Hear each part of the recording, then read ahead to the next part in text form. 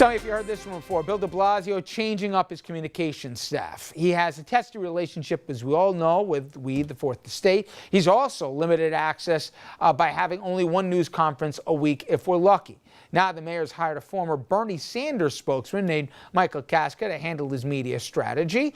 And de Blasio also took the opportunity to praise Bernie and take a little swipe at Hillary Clinton in the process. Would Bernie Sanders have done better in this election, do you think? Everyone asked that question, and the first thing to say is it's highly theoretical, right? We don't know how all the factors would have played out. I think Bernie would have had some real strengths, but also some real weaknesses. I think the message would have won the election.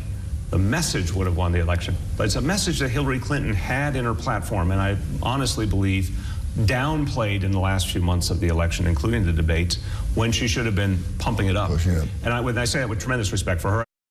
Jeannie, is he capable with better advice and better handlers to be a better communicator? Or when he says stuff like this, as if he's the head of the national party and everyone really cares what he thinks? I know he was asked the question.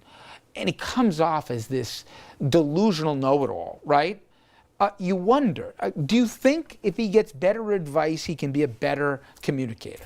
He couldn't be that much worse. He's had a tremendous problem. Now let's remember, he didn't endorse Hillary Clinton for the longest time. And then everyone he came, was like, and what everybody are you was doing? like, what are you doing? Then he came out late, and then he went to, I mean, the whole thing was a disaster. It continues to be a disaster.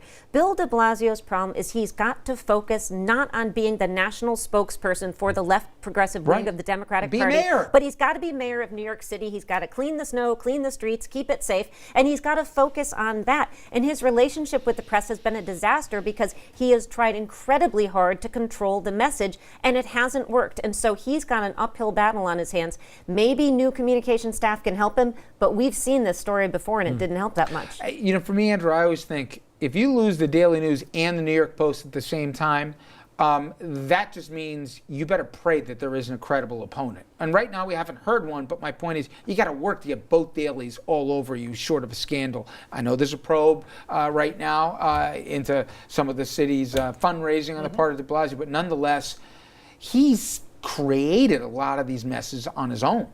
Yeah, he hasn't exactly put out the fires, and he's spread a few of them on his own a little bit more. Look, he was always going to have the Post against him. If I were advising him, I would tell him to sit down with the Daily News and just give him a day and have unfettered access and try to get back on their good side and answer whatever And questions even the that they Times ask. is on him.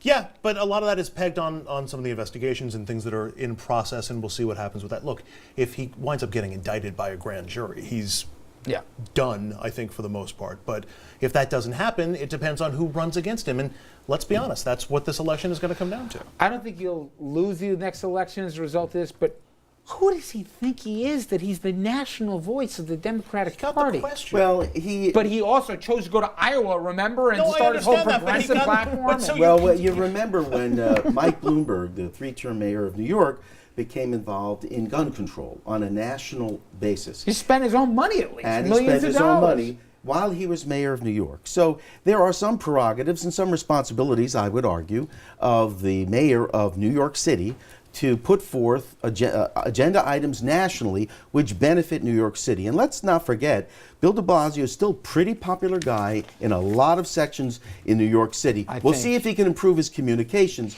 but on the merits, time will tell. I don't know. We shall see. But gentlemen, Jeannie, thank you guys very much as always. Take a quick break. We got some local headlines straight ahead. Stay with us.